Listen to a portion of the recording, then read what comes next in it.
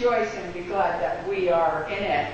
And I welcome you, and I welcome the online people who are watching online today. And I would like you to tell your neighbor that they're welcome to come to this chapel and give them a good chapel hello.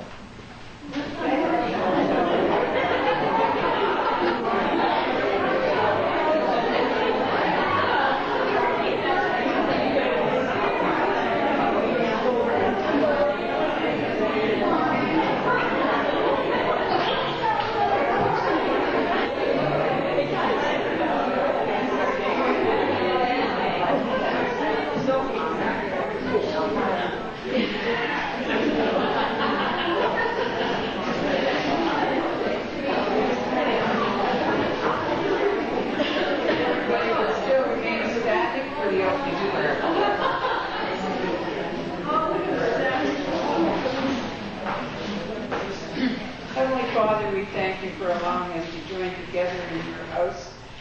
We are worshiping a God by any name is still the same in essence. We ask you that we are guided to worship you in our own way, and that we acknowledge, validate, and appreciate each person who comes through the chapel doors for who they are and a child of yours. Amen. Amen. You see that, please. Well, we are really, really fortunate today. First of all, I have to thank Celia for her ministry of music. And boy, I'll tell you, our musicians are dedicated.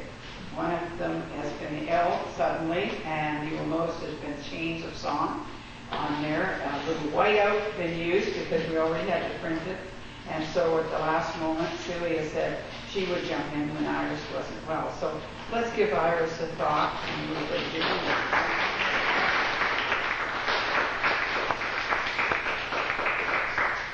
And you're really in for a pleasure today, because on the rostrum with me is Ted Coons. Now, Ted has spoke for us once before at our conference a year ago in April.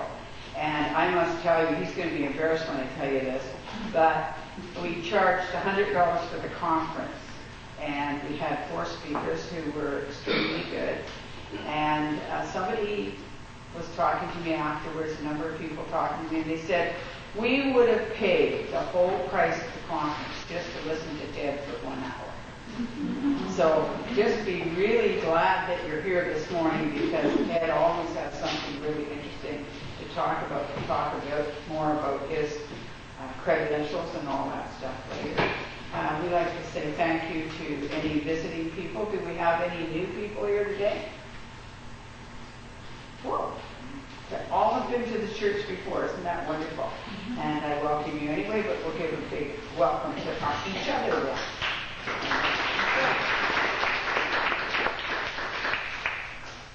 The next thing we're going to do is get back up on our feet, and Celia's going to play All Things Bright and Beautiful, which is number 13.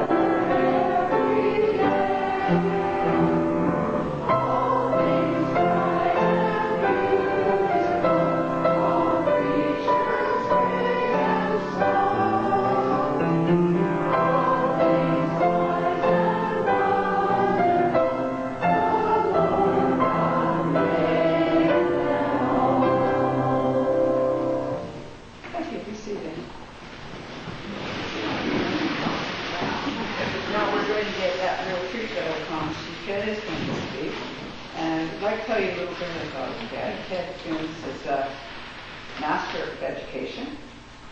He also has taught in some of the local colleges. He's also been a family psychologist, family therapist for the past 25 plus years. We won't say how many more years. And with all of that, he comes to us with a beautiful thing from his heart, which he wrote a book called Peace Begins With Me. And peace does begin with us, and sometimes we all have a struggle trying to find that. And Ted is no different than the rest of us, because we have education and we have advantages in the world. Doesn't exempt us from having problems. And so Ted brings to you from his own experience how he dealt with the things inside himself so he could get that peace. So Ted, would you like to give us something?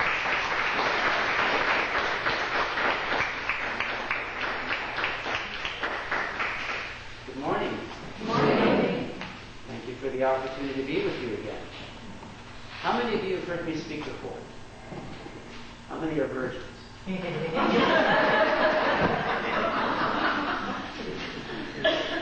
For those that have heard me speak, you're going to hear some things you've already heard. My hope is that maybe you hear something different or something new that deepens some of the experiences that I had or some of the wisdom I acquired. But I think it's important that I share a little bit for those that haven't heard me speak about where the material in my book came from, what that journey was like.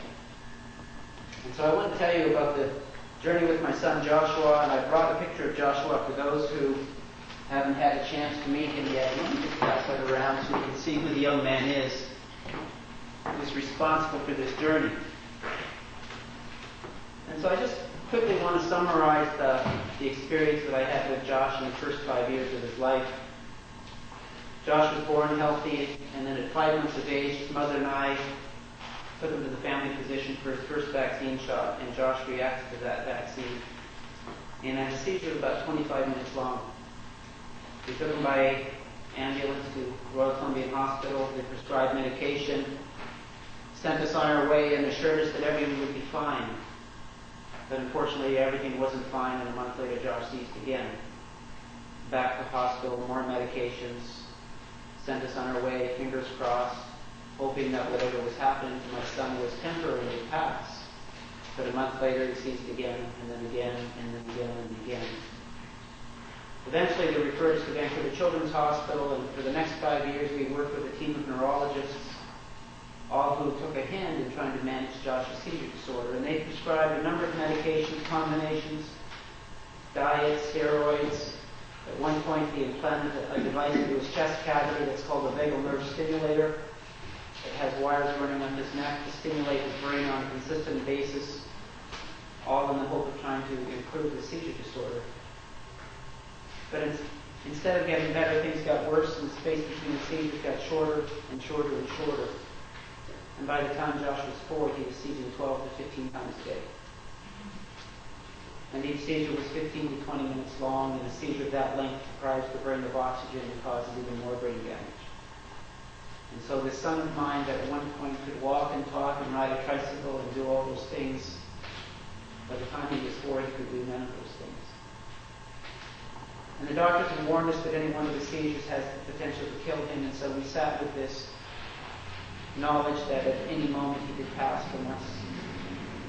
I watched my son lose all of his abilities, and so I had this anger inside of me, this resentment that was growing, this fear that dominated me from morning till night every time he seized.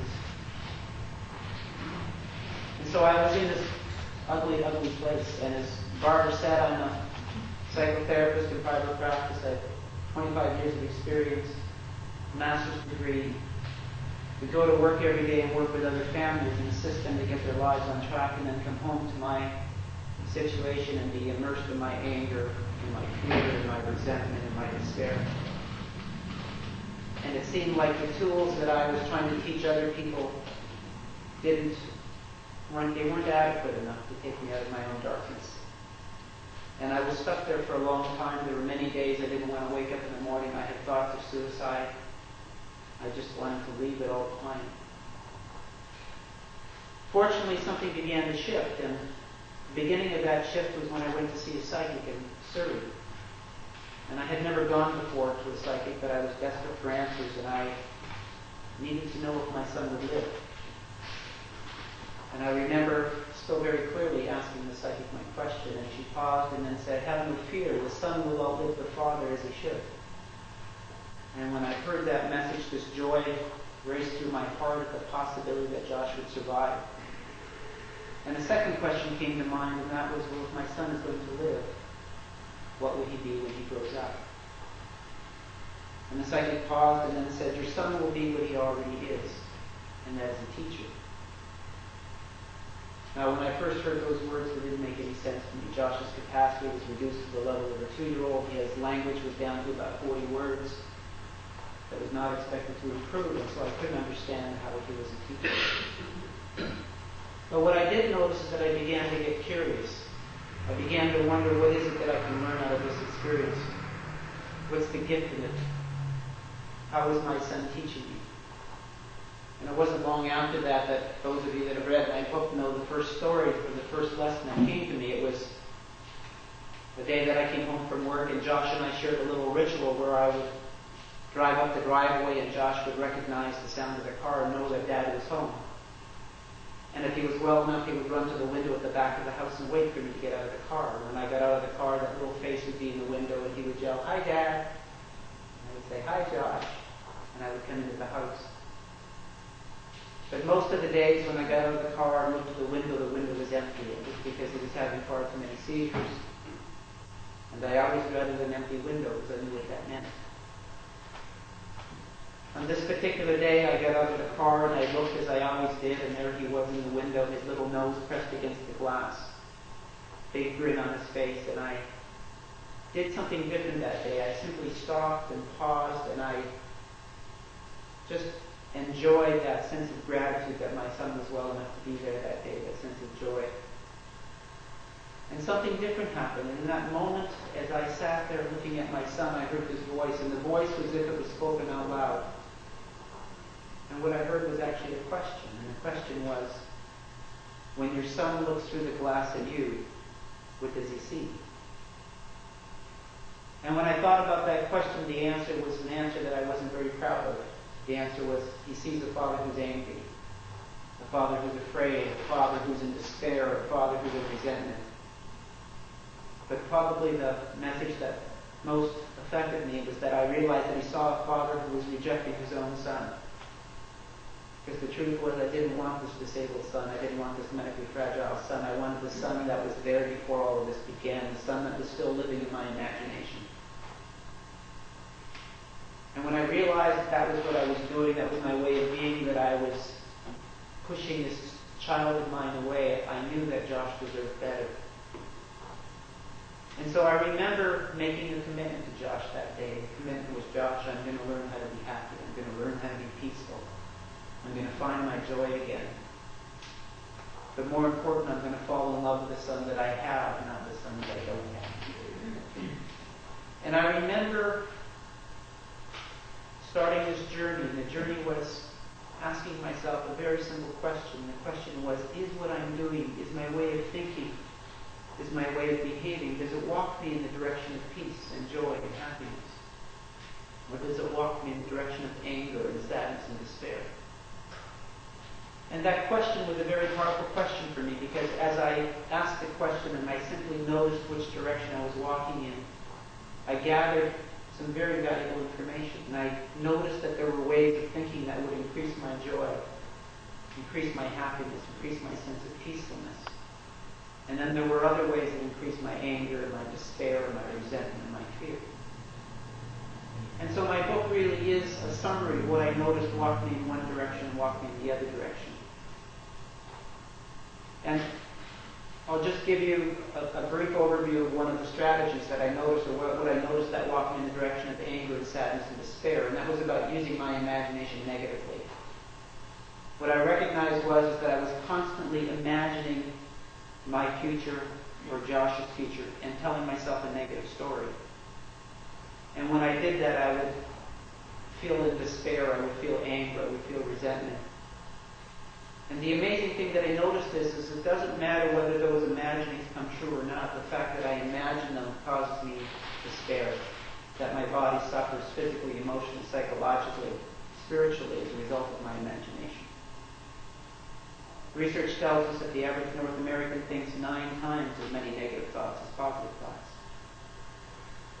And so many of us are causing deep suffering inside of ourselves by the stories that we tell ourselves. But I realize that most of the suffering that we experience is between our ears.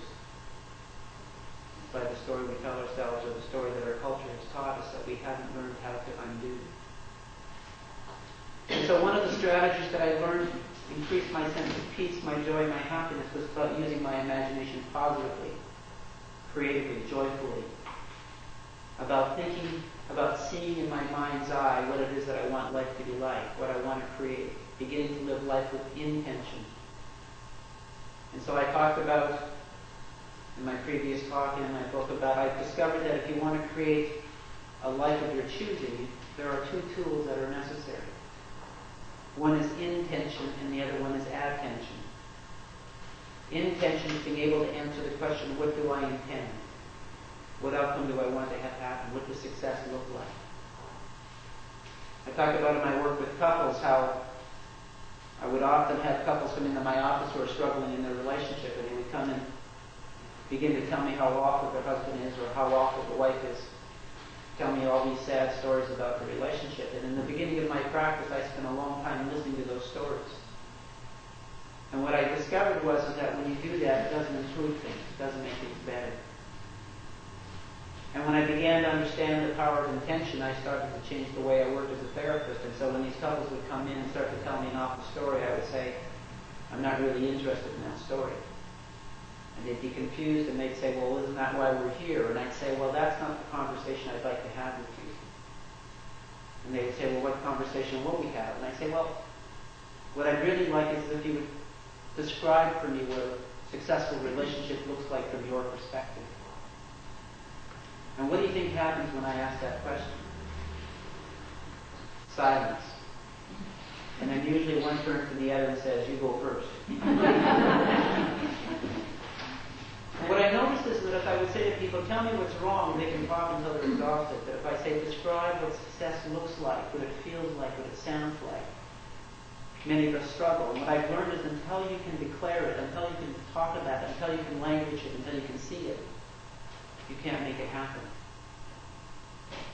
And the other tool is attention. Where do I focus my awareness? Do I look at the part of the glass that's half empty or the part that's half full? And what I learned is, and quantum physics talks about this, is that attention energizes. What you look at increases. Everything in the universe is made of energy. Our thoughts are energy, our behavior is energy. And so when we place our thought on something, we actually energize it. The problem is that most of us continue to think 9 times as many negative thoughts as positive thoughts. We energize all that negativity, and it grows. I want to share a story now that is a new story that I haven't shared before, but when I was trying to think about what I would speak about this morning, a picture on my bedside table spoke to me, and so I brought it with me. And I'll pass it around because it's far too small for you to see, but I'll tell you what the picture's about. It's this little boy who's about 7 or 8, and he's got this huge watermelon that he's holding on his chest, and he's got a grin from ear to ear on it. And the story behind the picture is this. When I was small, I used to come home for lunch from school, and my mother would make the lunch for my brothers and sisters and I, and I remember one day that as part of the dessert she had watermelon, and there were seeds in the watermelon. This is before the seedless watermelon.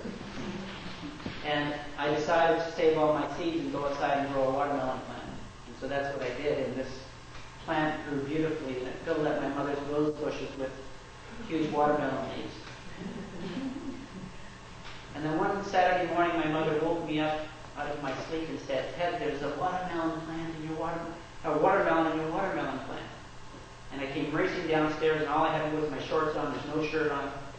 And I see this watermelon there, and I'm in my glory. And I pick this thing up, and I'm holding it like this, and my mother takes the picture. So that's the picture. Now, the story behind it is a little different than that. For years, I had that picture, and it was a picture of pride about something that I created. And then sometime in about my mid-30s, we were having a family get-together, and we got reminiscing about things, and I was reminiscing about creating the watermelon. And my mother said, "Well, Ted, you didn't create that watermelon." I said, "What do you mean I didn't create it?" She said, "Well, don't you realize it just showed up one day?"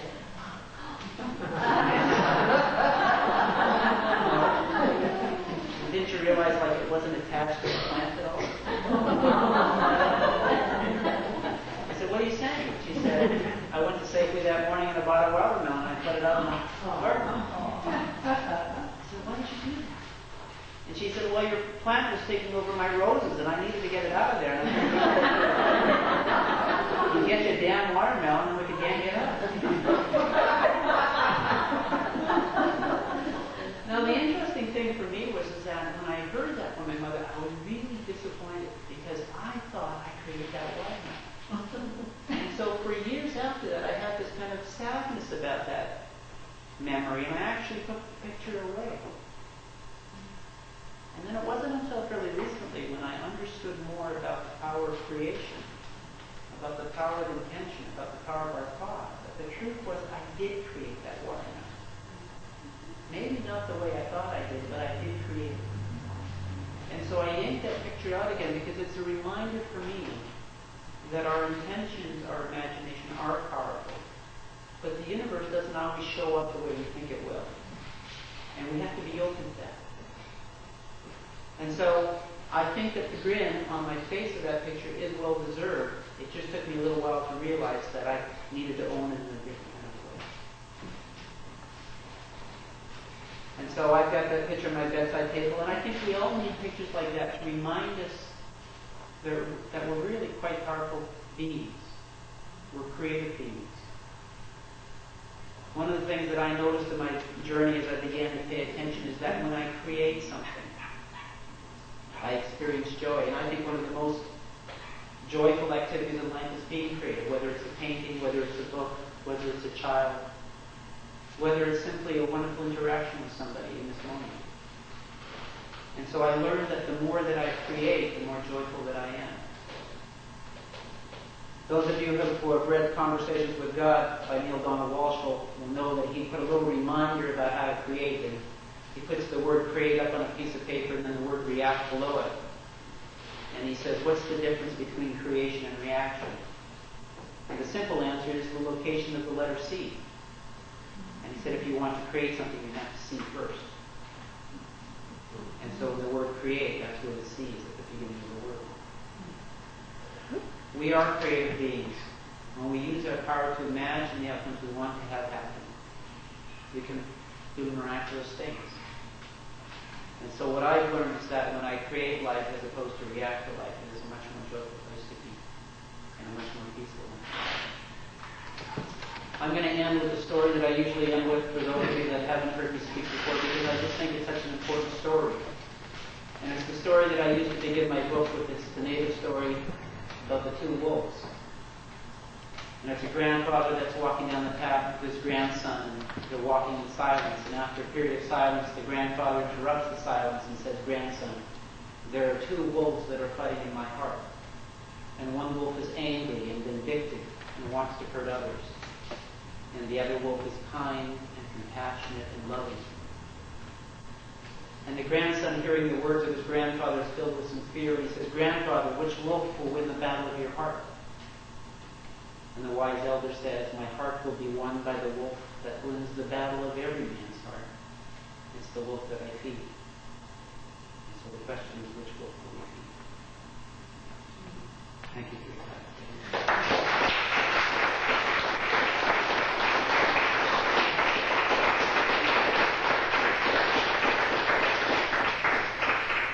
Now you know why they pay $100 just to hear an hour. Yeah. Just wonderful. And I will tell you, I have Ted's book. I bought one, and then I loaned it out, and then Ted was coming to another talk for us, and he kind of gave me an autographed one, which was very nice. And I have read it a number of times. And the one that sticks with me more than anything is the power of intention. Be attentive to what you intend. And that was just wonderful. Thank you, Deb. Okay, you know that we are a healing ministry here. You have a bowl at the back there. Anybody that has friends or family that are ill, please place their name in there. First names only, because God knows who you are.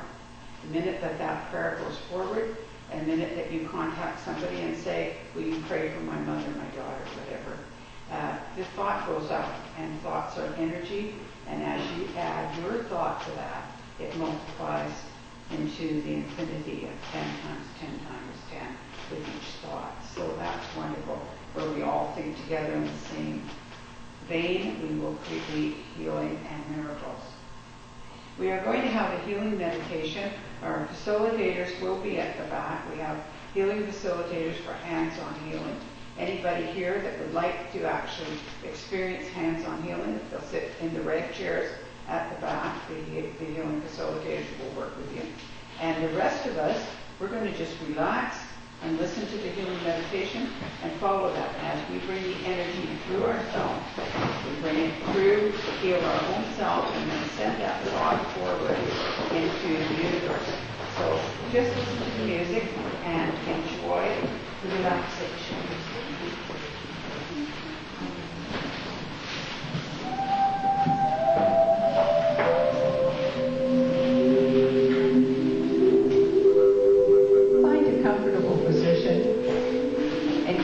Thoughts inward and upward to a little spot in the universe where God resides and healing begins. Allow the energy to move through the tips of your toes, moving upwards, around and round the body, and allow it to come out through the top of the head and flow over the body like a gentle summer rain. As you breathe in again, feel the energy bringing alive all the cells in the body that work together with all of the organs.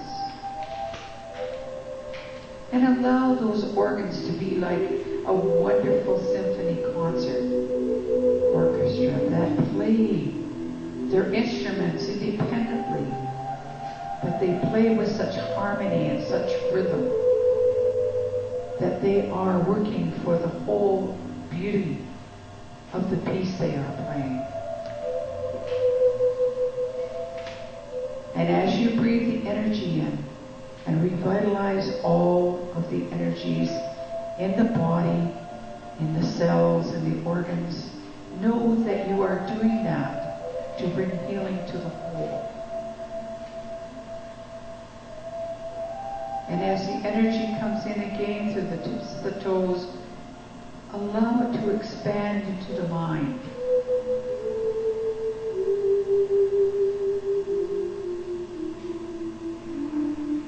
Let the mind open and be receptive.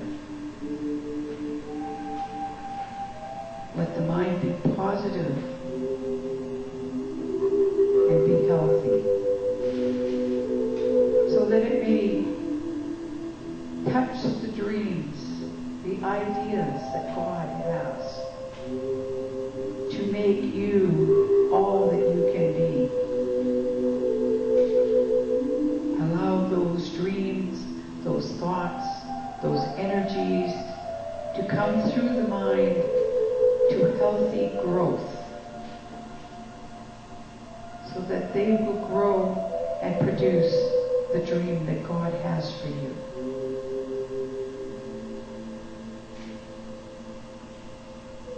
Breathing in again, allow yourself to come in touch with the Spirit, that part of yourself that is always perfect.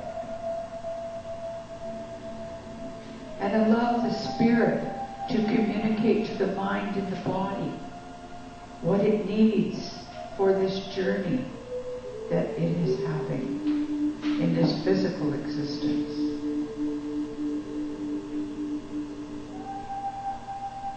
And as you have healed your own self, body, mind, and spirit, be like a pebble in a great pond of energy, and allow your energy to move forward and ripple outward, and let it touch each member in the room. And joining together, allowing the energy to draw through everyone to facilitate the healing.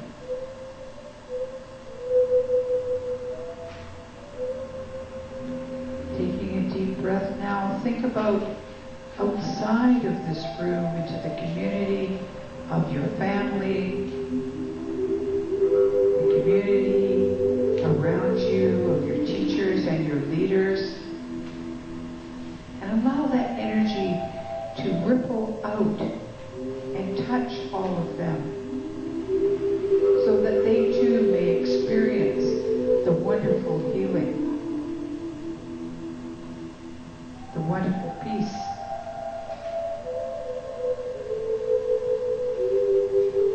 Allow that energy now to go forward into the world and not only touch the world's leaders, but to touch the animals, the vegetation, the waters, the atmosphere, so that they may be healed. And let us be thankful to the animals and the vegetation and the minerals that give of themselves and serve us so greatly and feed us so well.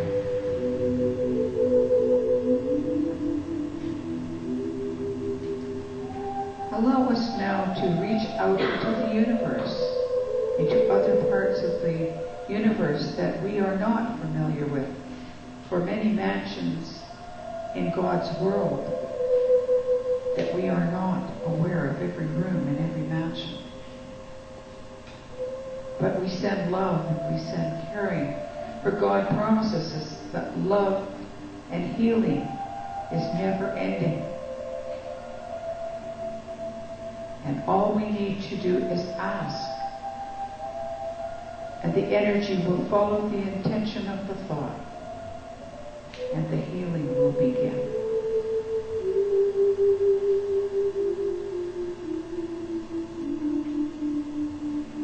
Now as we circle back to the seat of the soul,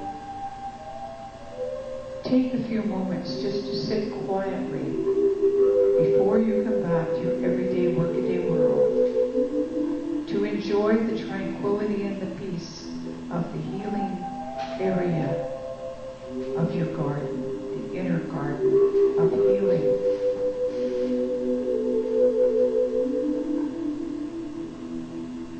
And know that you may visit here at any time.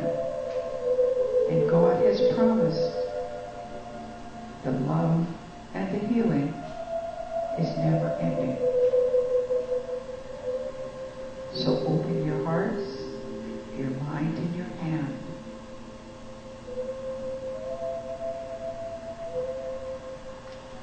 God bless you, and He sends His angels to keep after you.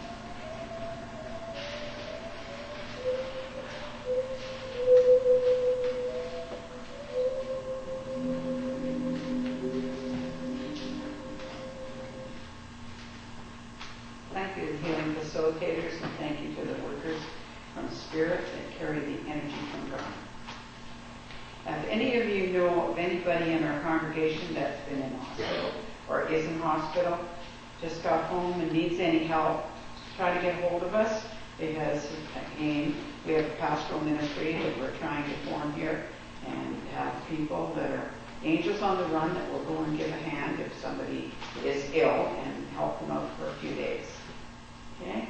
And the other thing that we'd like to make sure that everybody passes the word on this when we're coming to the announcements now. And that is that we're having a harvest dinner and dance. And it's too bad that people that are online can't all join us, but we're going to have it on the 8th of September. All of our, everything that's happening is in your handout, so please take it home with you. It will tell you who's going to be speaking for the next few weeks. It will also tell you what events that we have coming up. So this dance is going to be really wonderful. The couple that recorded my CD called God Has a Dream for Me, off the hook, or Cheryl, who is going to speak next week. Cheryl and her husband are going to be here as speakers next week, and then you're going to get to see them at the dance, and they are just awesome. Anybody that got to the dance at First United Spiritualist, there was people that went there that were from the youngest to the oldest that you could think, and I think friends of ours were 85 and 83 respectively, and they were up dancing to that music. They could not sit still. So do come out. If you don't dance, come out and enjoy the good dinner. We're going to have a good old harvest dinner, and you'll really enjoy it, and it helps support the church. So that's one of the things that we'd like you to remember. And as I said, next week, Cheryl Swain, and her professional name is Cheryl Catherine Smith, is going to be the speaker, and you will quite enjoy listening to them talking about their music and how they had a dream to go out into the world and show their music, and how they're following that dream. Because the one thing is, if we have a dream, we can't just sit there and wait for it to happen. You have to put some time, energy, and money into it, which we won't know. So you'll enjoy listening to them next week as well. And we just are so pleased that this week that we had Ted, and we're going to try to get him to come back again. And you know, Ted, if you come back, can get you back again, I'd like you to talk a little bit about the part where you kind of have that 3 kinds of business. And this is really important. There's 3 kinds of business, so remember, this is going to be a cliffhanger. And you're going to have to come back the next time Ted says to hear about 3 kinds of business, because since I heard him the second time, that has really resonated with me. And I have really started to adopt that in my life, and what a difference that makes. So that's a cliffhanger. You got 2 ways of finding out. Either buy his book, or wait till he comes the next time. So I buy the book, and then come next time as well. So that would be really good. Maureen Lum, if you'd like to let you know, there's our volunteer coordinator. She's doing a lot of work. Need some people to check with her about what jobs they can do between now and the end of summer, and also who would like to be working with us on the dance catering end. Okay? So if you contact her, she'd love to have more volunteers, and we've got a sign-up sheet for people that want to do stuff and help us out, because volunteers is what keep us going. And now we're going to wait upon your offering. There are envelopes on the table for those people that next time pick up an envelope, your name and address on it, and you'll get a receipt at the end of the year. Okay? And our offertory hymn is number 21. And I think, Joan, do you think that you can have a strong enough voice to help us out on this? We're just learning this song. Cecilia and I put this one together. We thought it would be kind of nice to have during the offering.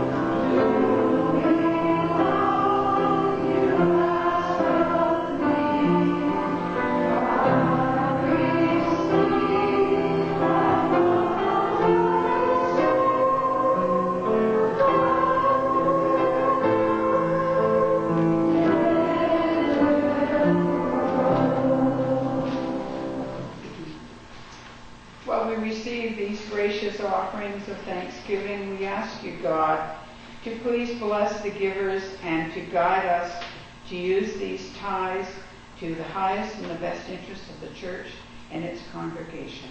Amen. Yeah. I think we're going to do the birthday song for a moment. And do we have any birthdays or anniversaries in the congregation this week? Oh, Philip. Granddaughter Carly. A birthday? A birthday. A birthday. Anybody else? My, Your birthday? no, my son Joshua's birthday was this week, July 25th. He's 23 years old. Good. We'll sing to Josh, too.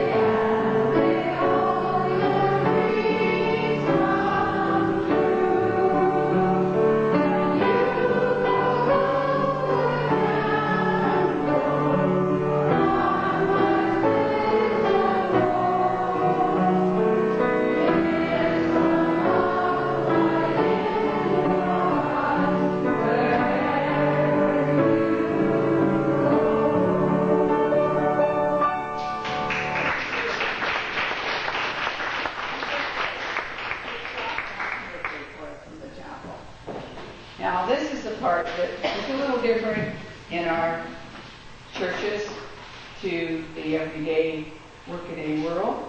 It's where we do a little bit of mediumship. And Ted and I have worked before, and he said mediumship isn't really where he's at, but I'll tell you what we did. We let the congregation ask some questions to Ted. Now, the first time we did this, we had shy congregation, didn't we? They all sat there and they didn't have any questions. So I just went and felt that there was a lady or a gentleman that had a question, and then they asked the question to Ted so that they didn't feel as if they were hogging the time or a bit shy about whatever it is. So lady back here in the brown top. Hi. Behind Lois. Lois, turn around and say hi. You'd like to ask Ted a question? The children and what Josh is doing now. Well, I'm in a new marriage with Darlene, and so she has 3 children that she brought to my life, and I had 2 from my first marriage, and so there's 5. Josh is 23, as I said. He has the capacity of about a 2-year-old at this point. He's being cared for in Coquitlam. We have enough funding for caregivers for 24 hours a day, but we don't have enough caregivers. So his mother and I still provide for a bit of that care. And what does he do? His life is very simple. He loves to go for walks. He enjoys watching Mr. Rogers for about the millionth time. He's just a fairly simple, joyful young lad. And he still is quite a good teacher to me. Thank you for asking. Isn't that wonderful? And the interesting thing that I've found out over the years, because I have a dear friend that also has some challenges, and I've known her for a number of years. And do you know something? Their spirit knows everything that's going on. And you may not get the communication from them, but they get it from you. So how you treat them is how they respond. And it's just wonderful that his dad and his mom are so understanding with them and that they love him so. Great. Okay. Sheila, do you have a question? Would you like to ask a question? No? Okay. All right. I was just wondering if there was another book in the works. I don't know. The psychic said I would write 3 books, so I guess that means there's a couple more in the works. One of the titles that I've been, I think I have the title, I just don't have the book. It's called How Can I Wake Up When I Don't Know I'm Asleep? That one sounds like you should start working on it. Just publish the title. Just publish the title. Yeah, Ted, like all the things you say, we all believe in. Everything else is a wonderful way of looking at it. And but we fall back. How do you keep yourself from falling off track when you Do you have a workshop or anything like this to say what exercises to do? Well, I mean, I have to keep reminding me because it's easy to get slide off into some of that negativity, and we're immersed into it. I mean, one of the things that I talk about in my book is, turn on the TV, turn on the radio, open up the newspaper, you're going to be inundated with negative stories. And so we can easily get knocked over by that and lose our grounding. And I think one of the things that's helpful is having someone like Darlene in my life. And we have an agreement to remind each other when we got off into a story. And we'll tease each other about that. I'll share with you the little code that we have with each other. When somebody's making a big story out of nothing, the other person has the permission to do this. And it's like this little story where you just made a big deal out of it. And it wasn't long after we were doing that with each other that somebody informed us that in American Sign Language this means asshole.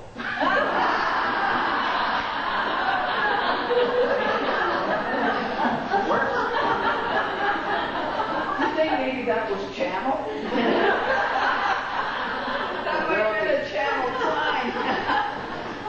But I think it's really helpful to have people be a resource to us to remind us. And so we'll say things like, who's talking, or where's that story coming from, or is that what your intention is? But they're just questions that remind us to declare and to take charge. Because we give away our power all the time, is what I've noticed. We act as if other people are responsible for our happiness and our sadness. And when we can be reminded to reclaim that power, we can do amazing things. When I was listening to you and you talked about couples coming to see you and you asked them what their intentions were and they were silent, how did you lead them to discover that intention? Well, you sit with the silence, and it's uncomfortable in the beginning, but it's in that silence that they'll then begin the stages of creation. And so I'll simply say, well, talk a little bit out loud about what that sounds like for you, what it looks like for you, what do you imagine? When you think about what a successful relationship would be. And so as you give people permission to dream, they'll often be able to fill in the colors. And I'll send them off to do that as homework assignment. I'll say, I want both of you to take pen and paper and sit down and write out in as much detail as you can about what that dream of yours looks like. And then come together and share your dreams. And one of the things that I often invite couples to listen for when they do that is, are they describing the same kind of dream? And what I've noticed in my counseling practice is that in many cases they are. But there are some cases when in fact they're describing different dreams. And what that means then is that they need to release each other to go follow their different dreams. Because otherwise what happens is they drag somebody into their dreams. That's not what they're looking for. And so I've seen often enough that sometimes why relationship struggles is not because somebody's right or wrong or good or bad and that kind of stuff. It's simply that they hold different dreams. And that in our youth, when we made the decision to come together, we weren't clear enough what our dream was. And the fact is our dreams also change over time. Anybody else have a question? Go ahead. I just wonder if the doctors acknowledged that it was the shot that caused his seizures. They were very resistant to that. Yes. That's one of those topics that, what I've learned is that vaccinations is more religion than science. And so when you challenge it, you get this huge reaction to it as if somehow you're being unfaithful to something. What they finally did admit is that they couldn't come up with another explanation. When I asked them, why did they not take more of a curiosity and more of an interest in the belief that it was vaccine damage? Why would you not look at it? For example, I said, I didn't see any of your efforts going to finding out, well, what was the lot number of that batch of vaccines? Are there other children that were affected? And I said, well, why was there no interest in that? And he said, well, the truth is that we had no idea how to treat vaccine damage. And he said, if I put in a report to say vaccine damage, I have to fill out all kinds of paperwork that is just a waste of time. Whoa. So he said, it's not addressed. And he said, it's not going to change anything. We're going to treat Josh in terms of their intervention exactly the same. So I've seen a real reluctance to look at the dark side or the downside of vaccinations. And one of the things that I've discovered, I did 10 years of research on it. And I went to medical libraries. I read hundreds and hundreds of research studies because I needed to understand what happened. And one of the things that I discovered is that no vaccine has successfully passed what's called a double-blind study, where the researcher doesn't know which is being given and the subject doesn't know, on a long-term basis, comparing the vaccinated population with an unvaccinated population. Whenever it's been done, it hasn't proven that they're safe or effective. So what it says to me is that they haven't, one of the short forms is they show me the science. And so I wrote to our chief medical officer, I wrote to my family physician, I wrote to the Center for Disease Control, show me the science. Unfortunately. And at a point too, Ted, don't you have to get to a point where you say, well, like for instance, I can't take some vaccines because I've done an egg, So you get just to a point, like with your situation, that it's there and we can't change it. But look what you've done with that. That is what's so miraculous, is that you take a negative that's happened in two different ways. Like from the beginning, the reaction was one of being, just feeling like almost a victim, and to going to taking the control back. And what a difference when you did, because he has actually been the vessel by which God put you where you are. Absolutely. And that is so wonderful to think about it that way, that, in Josh's spirit, he's well and healthy, and he is the vessel by which a lot of this is getting out to a lot of people. So he really is the creator of this. And you're right. I had spent a long time in resistance to it, saying it should never have happened. And all that resistance didn't change the fact that it happened. And when I finally moved to a place of acceptance and made peace with it, then out of it grew the kind of journey that I've been on lately. That is, so how do you take those life experiences and find the gift from them? When I heard you before, you spoke about your son's effect on the children in school. Would Yes. you reiterate that, please? Well, it was around how to see my son different. And one of the things that I talked about was, in the first number of years of Josh's life, I saw it as a glass half empty. All the things that I could focus on was what my son couldn't do. When I looked at Josh that way, I was sad and angry and scared. And the story that I share was about when Josh was in grade 7, and he had a teacher that saw my son different. And the short form of the story is that in August, when there were 2 grade 7 classes in the school that year, and the teachers needed to sit down and assign these 70 students to the 2 classes. And it just so happened that year that both of the teachers were men and both were crazy about sports, and they did something a little unusual as a way of dividing up the students. They flipped a coin, and then they alternated kicks back and forth. And whenever there's teachers in the audience, they kind of cringe at that, because that's not how you're supposed to assign students. But that's what they did. And Jeff won the coin toss, and he's looking over this list of about 70 students, and after about 30 seconds, he chooses my son as his first pick. And the other teacher's quite mystified by Jeff's selection. He said, I don't get it. Like, there's kids on that list that are smart, good-looking, funny, great athletes. And you choose a child that has an uncontrolled seizure disorder, has the capacity of a 2-year-old, needs to be toileted, needs to have all of his curriculum modified. He could seize at any moment. And Jeff was a remarkable young man, and he was beautiful. He saw my son different. He said, well, let me tell you what I've noticed. He said, I watch the kids around Josh. I watch how eager they are to greet him when he comes into the school, how they want to push his wheelchair to class. I notice how they'll sit with him at lunch and break a sandwich into smaller pieces so that he can eat it more easily. I notice how they'll modify a game at gym or recess to include him in the game so that he can participate. I notice how they'll sit with him after a seizure and they'll hold his hand or stroke his forehead. And what I notice is that when they're around him, they're kinder and gentler. And I think if I have Josh in my class, it will make it a kinder and gentler place for all kids to learn. So what Jeff saw was Josh's gifts. He saw the glass half full. And when Jeff told me that story, and he told me halfway through the school year, and he just told it as an offhand remark, and it knocked me over because it said that he saw my son in a way I didn't even see my son. And I was very grateful to Jeff because he helped me to begin to focus my attention different. And that's when I began to understand how important our attention is. What are we looking at?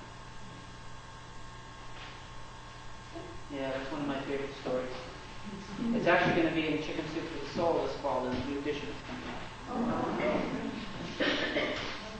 Anybody else? This is a little different, but isn't it nice? Get a chance to talk to Ted.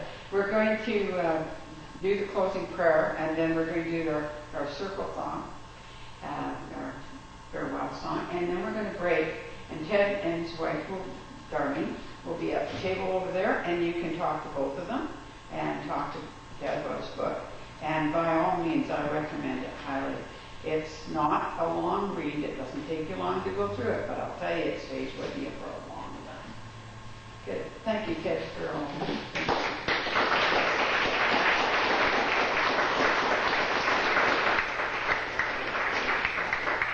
And thanks, Celia, for stepping in, and we'll send some more healing for others. Thank you, Celia. Heavenly Father, we thank you for allowing us to have a great speaker like Ted to come here and give us some insight into the laws, the universal laws that work in all our lives, and how that we use those universal laws on the positive side and create wonderful things in our own life. For we indeed can create miracles. And so if everybody will go in the circle and we will sing